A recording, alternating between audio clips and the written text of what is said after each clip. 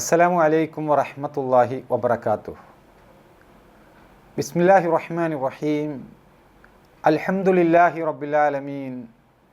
ഹംദൻ കസീറൻ ത്വയ്യിബൻ മുബാറകൻ ഫീഹ്.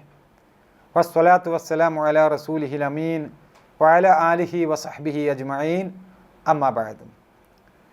പ്രിയ നിറഞ്ഞ ശ്രോതാക്കളെ, റമദാൻ മാസത്തെക്കുറിച്ച് വിശ്വാസികൾ സംസാരിക്കുമ്പോൾ ഒന്നാമതായിട്ട് കടന്നു വരുന്ന ചർച്ച തീർച്ചയായിട്ടും അത് ഖുർആനിനെ കുറിച്ചായിരിക്കും. കാരണം ഖുർആൻ അവതരിച്ച ഒരു മാസമാണല്ലോ റമദാൻ മാസം. എന്നാൽ ആ പരിശുദ്ധ ഖുർആനുമായി ബന്ധപ്പെട്ടുകൊണ്ട് ഖുർആനിലൂടെ നമ്മൾ കണ്ണോടിക്കുമ്പോൾ പല സ്ഥലങ്ങളിലായിട്ടും ഈ ഖുർആനിൻ്റെ പഠനവുമായി ബന്ധപ്പെട്ട വിഷയത്തെക്കുറിച്ച് അല്ലാഹു സുബ്ഹാനഹു വ തആല പറയുന്നത് അത് വളരെ പഠിക്കാൻ എളുപ്പമുള്ളതാണ് എന്ന്. ഉദാഹരണം, സൂറത്തുൽ ഖമർ ഖുർആനിലെ 54-ാമത്തെ അധ്യായമാണ്. അതിലെ 17-ാമത്തെയും 22-ാമത്തെയും 32-ാമത്തെയും 40-ാമത്തെയും ആയത്തുകളിൽ നമുക്ക് കാണാം, വലഖദ് യസ്സർനൽ ഖുർആന ലിദിക്ർ ഫഹൽ മിൻ മുദ്ദക്കിർ. ഖുർആൻ നാം ചിന്തിച്ച് മനസ്സിലാക്കുന്നതിന് വേണ്ടിയിട്ട് എളുപ്പമാക്കിയിരിക്കുന്നു. എന്നാൽ ചിന്തിച്ച് മനസ്സിലാക്കുന്ന ആളുകൾ നിങ്ങളുടെ ഇടയിലുണ്ടോ? നിങ്ങളതിന് തയ്യാറാണോ എന്നതാണ് അള്ളാഹുവിൻ്റെ ചോദ്യം. സഹോദരങ്ങളെ, ഖുർആൻ എങ്ങനെയാണ് നമ്മുടെ മുമ്പിൽ എളുപ്പമായി കിട്ടുന്നത് എന്ന് മനസ്സിലാകണമെങ്കിൽ ഖുർആൻ അവതരിച്ച ആ കാലഘട്ടത്തിൽ അതുമായി ബന്ധപ്പെട്ടുകൊണ്ട് നടന്ന അതിൻ്റെ വായനയുമായി ബന്ധപ്പെട്ടുകൊണ്ട് അതുപോലെ തന്നെ അതിൻ്റെ പഠനവുമായി ബന്ധപ്പെട്ടുകൊണ്ട് സ്വഹാബികളും മറ്റുമൊക്കെ സഹിച്ച ത്യാഗങ്ങൾ മനസ്സിലാക്കുമ്പോഴാണ് അത് ഇന്ന് എന്തുമാത്രം എളുപ്പമാണ് ഖുർആനിൻ്റെ വായന എന്നത് നമുക്ക് ബോധ്യപ്പെടുകയുള്ളൂ. പരിശുദ്ധ ഖുർആൻ അവതരിക്കുന്ന സമയത്ത് പരിശുദ്ധ ഖുർആനിൻ്റെ അക്ഷരം, അറബി അക്ഷരങ്ങൾ അത് പരിശോധിച്ചാൽ അന്നത്തെ കാലഘട്ടത്തിൽ അതിന് നുത്കുകൾ ഉണ്ടായിരുന്നില്ല, അഥവാ പുള്ളികൾ ഉണ്ടായിരുന്നില്ല. അതുപോലെ ഹർക്കത്തുമില്ല. നമ്മളൊക്കെ ഒരു അക്ഷരം വായിക്കുമ്പോൾ അറബിയിൽ മുകളിൽ ഹർക്കത്തുണ്ട് എങ്കിലാണ്, അല്ലെങ്കിൽ താഴെ ഹർക്കത്തുണ്ട് എങ്കിലാണ് ഒരു അക്ഷരം പൂർണ്ണമായിട്ട് മനസ്സിലാക്കി വായിക്കാൻ സാധിക്കുകയുള്ളൂ. ആ കാലഘട്ടത്തിൽ അന്ന് അറബി ഭാഷയിൽ നുത്കുകളും ഹർക്കത്തുകളും ഇല്ല. അപ്പോൾ അതുകൊണ്ട് തന്നെ എങ്ങനെയാണത് മനസ്സിലാക്കിയിരുന്നത് എന്ന് പ്രധാനപ്പെട്ട ഒരു വിഷയമാണ്. അവിടെയാണ് അറബി ഭാഷ, അതിലെ 28 ഹർഫുകൾ അത് എങ്ങനെയാണ് ഉണ്ടായത് എന്ന് ഈ ഭാഷയുമായി ബന്ധപ്പെട്ട അതിൻ്റെ പഠനം നിർവഹിച്ച ചരിത്രകാരന്മാരും പണ്ഡിതന്മാരും അതിനെക്കുറിച്ച് ചർച്ച ചെയ്യുന്നത് പ്രസക്തമാകുന്നത്. അതെന്താണ്?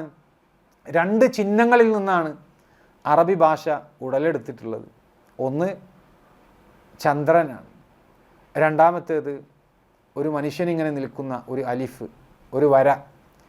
അങ്ങനെ ഈ 2 ചിഹ്നങ്ങളിൽ നിന്നും ആ 2 ചിഹ്നങ്ങൾ ചരിച്ചും മറിച്ചുമൊക്കെ ഇട്ട് കഴിഞ്ഞാൽ വ്യത്യസ്ത അക്ഷരങ്ങളായിട്ടത് രൂപം പ്രാപിക്കുന്നു. അങ്ങനെ മാത്രമാണ് അന്ന് ആ കാലഘട്ടത്തിൽ അക്ഷരങ്ങളെ മനസ്സിലാക്കാൻ സാധിച്ചിരുന്നുള്ളൂ. ഒരു ഉദാഹരണത്തിലൂടെ പറഞ്ഞാൽ, ബാ എന്ന അറബി അക്ഷരം അടിയിലൊരു പുള്ളിയുള്ളത് കൊണ്ടാണ് അത് ബാ ആണെന്ന് നമുക്ക് മനസ്സിലാകുന്നത്. ആ പുള്ളി മയച്ച് മുകളിലൊരു പുള്ളി ഇട്ട് കഴിഞ്ഞാൽ അതിനെ അറബി അക്ഷരത്തിൽ നൂൻ എന്നാണ് നമ്മൾ വായിക്കുക. ആ ഒരു പുള്ളിക്ക് പകരം 2 പുള്ളി ഇട്ടാൽ താ എന്ന് വായിക്കും. ആ 2 പുള്ളിക്ക് പകരം 3 പുള്ളി ഇട്ടാൽ സാ എന്നും നമ്മൾ വായിക്കും.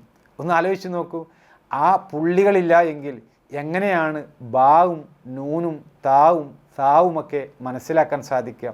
ഇത് അന്ന് മനസ്സിലാക്കിയിരുന്നത് ആ അക്ഷരങ്ങളുടെ എലിവേഷൻ കണ്ടിട്ടാണ്. അതായത് ആ അക്ഷരങ്ങൾ പുള്ളികളില്ലാതെ അതിൻ്റെ ചെരിവും മറ്റുമൊക്കെ കണ്ടിട്ടാണ്, അത് മനസ്സിലാക്കിയിട്ടാണ് ആ കാലഘട്ടത്തിൽ അറബി അക്ഷരങ്ങൾ തിരിച്ചറിഞ്ഞിരുന്നത്. അതുകൊണ്ട് തന്നെ അറബി വായിക്കാൻ സാധിക്കുക എന്ന് പറയുന്നത് വലിയ ഒരു ബ്രെയിൻ സ്റ്റോമിംഗ് ആണ് അപ്പോൾ നടക്കുന്നത് തലച്ചോറിൻ്റെ ഉള്ളിൽ എന്ന് നമ്മൾ മനസ്സിലാക്കേണ്ടതുണ്ട്. അത്രമാത്രം തലച്ചോർ പ്രവർത്തിച്ചു കഴിഞ്ഞാലാണ് അറബി അക്ഷരങ്ങൾ വായിക്കാൻ ആ കാലഘട്ടത്തിൽ സാധിച്ചിരുന്നത് എന്നതാണ്. ഇന്നത്തെ ഏതാണ്ട് ഒരു സിവിൽ എഞ്ചിനീയറിൻ്റെ ഒരു സ്കില്ല് വേണം അറബി ഭാഷ വായിക്കാൻ എന്നതാണ് പറഞ്ഞു വരുന്നത്. അതുകൊണ്ടാണ് അറബികളായിട്ടുള്ള വലിയ ഒരു സമൂഹം അവർ നിരക്ഷരരായിരുന്നു. വലിയ ഒരു സമൂഹം, മുഹമ്മദ് നബി സല്ലല്ലാഹു അലൈഹി വസല്ലം ഉൾപ്പെടെയുള്ള ഒരു വലിയ സമൂഹം അറബി വായിക്കാനും അറബി എഴുതാനും അറിയാത്ത നിരക്ഷരരായിട്ടുള്ള ആളുകളായിരുന്നു.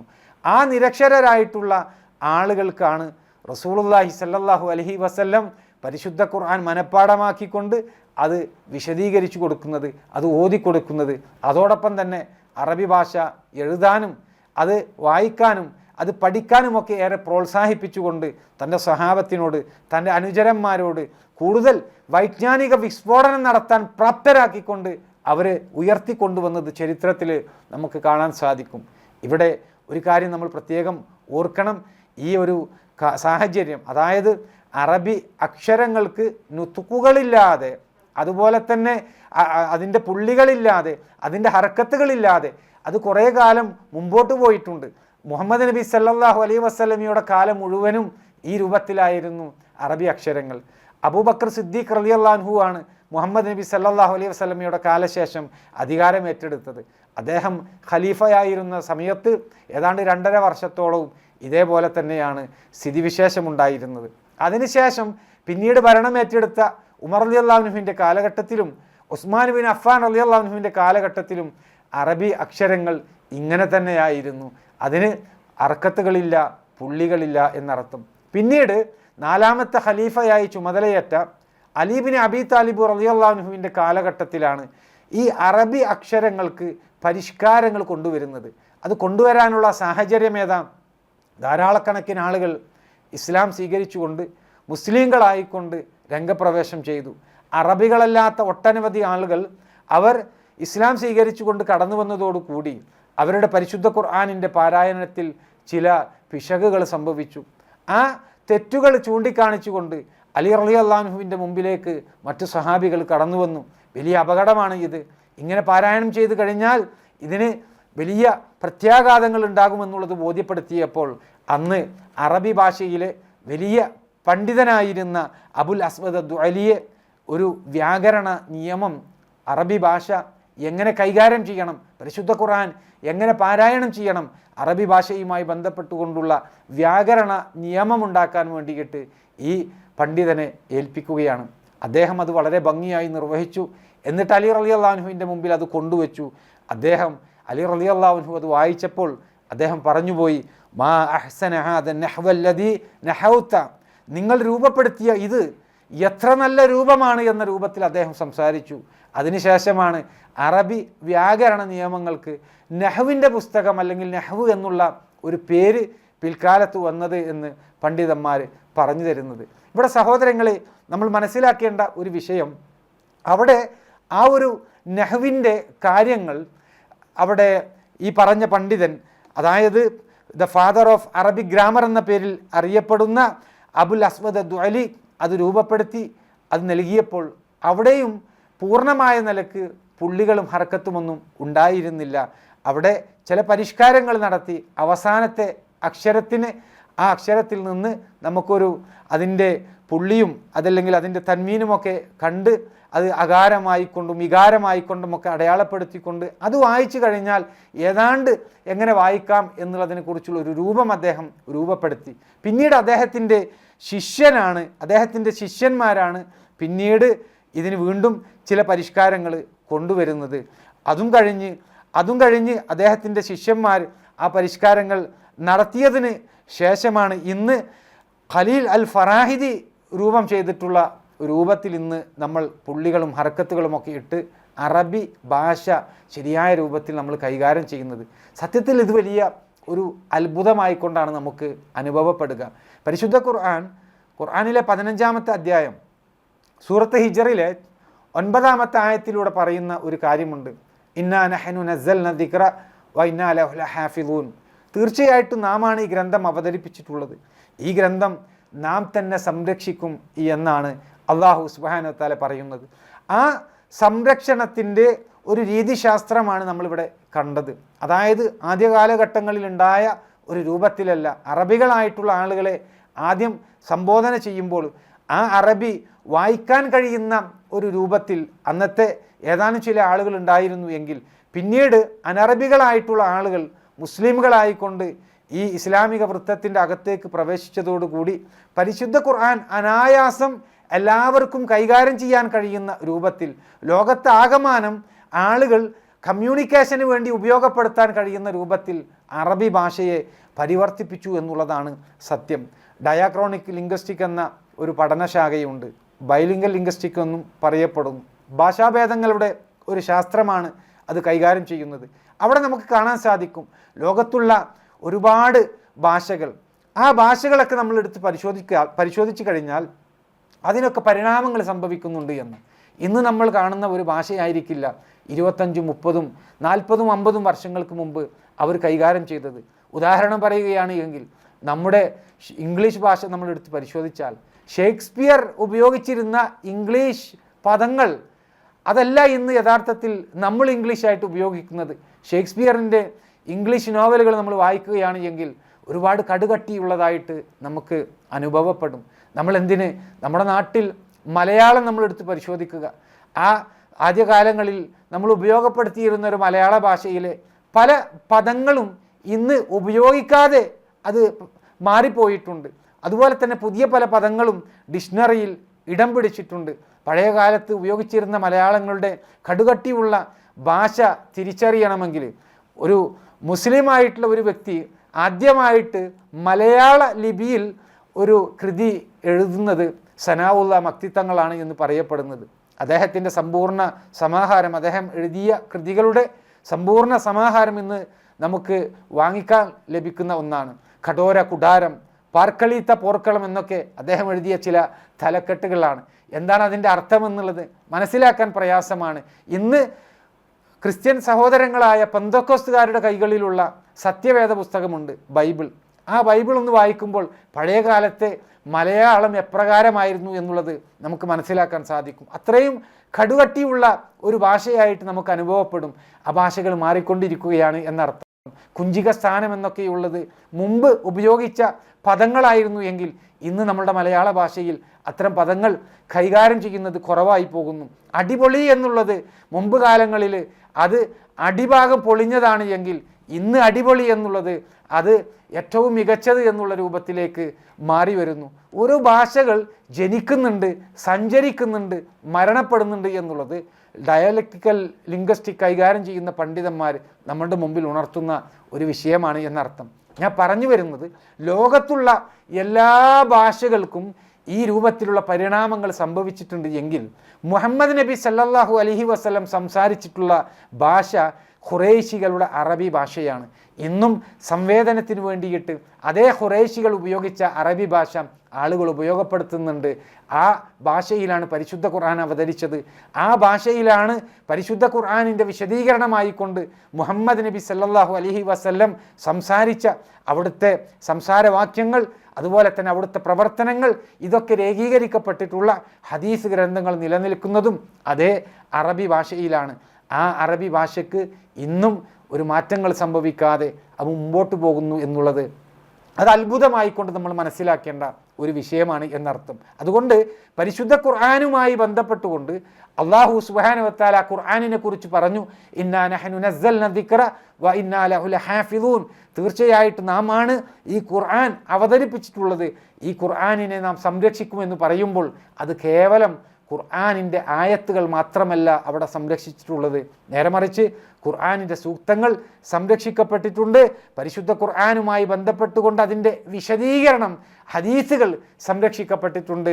അതേപോലെ തന്നെ ആ രണ്ടും, ഖുർആനും അതുപോലെ ഹദീസുകളും വായിച്ച് മനസ്സിലാക്കാൻ വേണ്ടി അള്ളാഹു അവതരിപ്പിച്ച ആ ഭാഷ, അള്ളാഹു തിരഞ്ഞെടുത്ത ആ ഒരു ഭാഷ, അറബി ഭാഷ, അതും അതേ രൂപത്തിൽ സംരക്ഷിക്കപ്പെട്ടിട്ടുണ്ട് എന്നുള്ളത് അത്ഭുതമായിക്കൊണ്ട് നമ്മൾ മനസ്സിലാക്കേണ്ട ഒരു വിഷയമാണ്. അതുകൊണ്ട് ഖുർആനിലെ 30-ാമത്തെ അധ്യായം സൂറത്ത് റൂമിൽ അതിൽ നമുക്ക് 20-ാമത്തെ ആയത്ത് കഴിഞ്ഞാൽ നമുക്ക് കാണാൻ സാധിക്കും, നിങ്ങളുടെ വ്യത്യസ്ത വർണ്ണങ്ങളിലും നിങ്ങൾ സംസാരിക്കുന്ന വ്യത്യസ്ത ഭാഷകളിലും ചിന്തിക്കുന്ന ആളുകൾക്ക് ദൃഷ്ടാന്തമുണ്ട് എന്നാണ്. അള്ളാഹുവിൻ്റെ ഒരു ആയാത്തായിക്കൊണ്ട്, ഒരു ദൃഷ്ടാന്തമായിക്കൊണ്ടാണ് ഈ ഒരു വിഷയത്തെ പരിശുദ്ധ ഖുർആൻ പരിചയപ്പെടുത്തുന്നത് എന്ന് നമ്മൾ മനസ്സിലാക്കേണ്ടതുണ്ട്. ഇതെന്തിനു വേണ്ടിയിട്ടാണ്?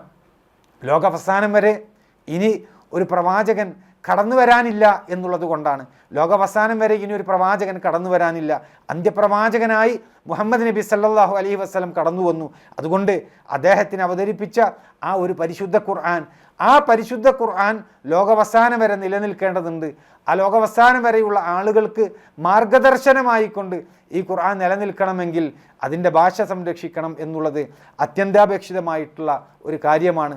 അതുകൊണ്ടാണ് പരിശുദ്ധ ഖുർആൻ അറബി ഭാഷയിൽ അത് എളുപ്പമുള്ളതാണ് എന്ന് നമ്മളോട് പറയുമ്പോൾ അത് ജനങ്ങൾക്ക് എളുപ്പമാക്കി കൊടുക്കാൻ ഉതകുന്ന രൂപത്തിൽ അതിലെ പല പരിഷ്കാരങ്ങളും പല കാലങ്ങളിലായിട്ട് അറബി ഭാഷയുടെ ലിപിയുമായി ബന്ധപ്പെട്ടുകൊണ്ട് ചില പരിഷ്കാരങ്ങൾ നടക്കുന്നതും നുത്തുക്കുകൾ കടന്നു വന്നതുപോലെ, അതായത് പുള്ളികൾ കടന്നു വന്നതുപോലെ, ഹർക്കത്തുകൾ കടന്നു വന്നതുപോലെ ഈ രൂപത്തിൽ അത് സംരക്ഷിക്കപ്പെടുന്ന അവസ്ഥയുണ്ടായത്. ഇന്ന് അറബ് നാടുകളിൽ സന്ദർശിച്ചു കഴിഞ്ഞാൽ അവിടെ പല പള്ളികളിലും നേതൃത്വം നൽകുന്ന ആളുകളെ പരിശോധിച്ചു കഴിഞ്ഞാൽ അത് അനറബികളായിട്ടുള്ള നാട്ടിൽ നിന്നും വന്നിട്ടുള്ള ആളുകളാണ് എന്ന് നമുക്ക് കാണാൻ സാധിക്കും. വളരെ കൗതുകത്തോടു കൂടിയിട്ടായിരിക്കും ആ വിഷയത്തെ നമ്മളൊന്ന് പഠിച്ചു കഴിഞ്ഞാൽ നമുക്ക് അതിനെ മനസ്സിലാക്കാൻ സാധിക്കുക. ഒരുപാട് ആളുകൾ സൗദി അറേബ്യ പോലെയുള്ള രാജ്യങ്ങളിലേക്ക് പോയിക്കൊണ്ട് അവിടെ നിന്ന് പഠിച്ച് അവരുടെ വ്യത്യസ്തങ്ങളായിട്ടുള്ള പ്രദേശങ്ങളിലേക്ക് എത്തുമ്പോൾ, അറബി ഭാഷ കൈകാര്യം ചെയ്യുന്ന രൂപത്തിലേക്ക് എത്തുമ്പോൾ, ലോകത്തിൻ്റെ വിവിധ കോണുകളിൽ അറബി ഭാഷ ഉപയോഗപ്പെടുത്തിക്കൊണ്ട് അള്ളാഹുവിനെ സ്മരിച്ചുകൊണ്ട് അവർ നിസ്കരിക്കാൻ ഈ ഭാഷ ഉപയോഗപ്പെടുത്തുന്നു, അള്ളാഹുവിനെ സ്മരിക്കാൻ ഈ ഭാഷ ഉപയോഗപ്പെടുത്തുന്നു, നമസ്കാരത്തിൻ്റെ സമയമറിയിക്കുന്നതിന് വേണ്ടി ബാങ്ക് കൊടുക്കാൻ വേണ്ടിയിട്ട് ഈ ഭാഷ ഉപയോഗപ്പെടുത്തുന്നു. അതുപോലെ തന്നെ പള്ളികളിൽ നമസ്കരിക്കുന്നതിന് വേണ്ടി ഉപയോഗപ്പെടുത്തുന്നു. ഓരോ വീടുകളിലും പരിശുദ്ധ ഖുർആനിൻ്റെ പാരായണവുമായി ബന്ധപ്പെട്ടുകൊണ്ട് ഈ ഭാഷ ഉപയോഗപ്പെടുത്തുന്നു. ആ ഒരു ഭാഷ അത് സംരക്ഷിക്കപ്പെട്ടിട്ടുള്ള ഒരു ഭാഷയാണ്, ദൈവികമായിട്ടുള്ള ഒരു ഇടപെടൽ നടന്നിട്ടുള്ള ഒരു ഭാഷയാണ് എന്ന് മുസ്ലിമീങ്ങളായിട്ടുള്ള ആളുകൾ വിശ്വസിക്കുന്നത്. ആ ഒരു ഭാഷയിൽ അല്ലാഹു സുബ്ഹാനഹു വ തആല പരിശുദ്ധ ഖുർആൻ അവതരിപ്പിച്ചു. അത് റമദാൻ മാസത്തിലാണ് എന്നതിൻ്റെ പ്രത്യേകത അത് പ്രത്യേകം വിശ്വാസികൾ ഓർക്കുന്ന ഒരു വിഷയമാണ്, പരിഗണിക്കുന്ന ഒരു വിഷയമാണ് എന്ന് ഇതോടൊപ്പം നമ്മൾ മനസ്സിലാക്കേണ്ടതുണ്ട്. അപ്പോൾ ചുരുക്കി പറയുന്നത്, അല്ലാഹു സുബ്ഹാനഹു വ തആല അവതരിപ്പിച്ച പരിശുദ്ധ ഖുർആൻ അത് സംരക്ഷിച്ചിട്ടുണ്ട്. ആ പരിശുദ്ധ ഖുർആൻ മനസ്സിലാക്കാൻ വേണ്ടിയിട്ട് ഉപയോഗപ്പെടുത്തിയിട്ടുള്ള ഭാഷയും അല്ലാഹു സുബ്ഹാനഹു വ തആല സംരക്ഷിച്ചിട്ടുണ്ട്.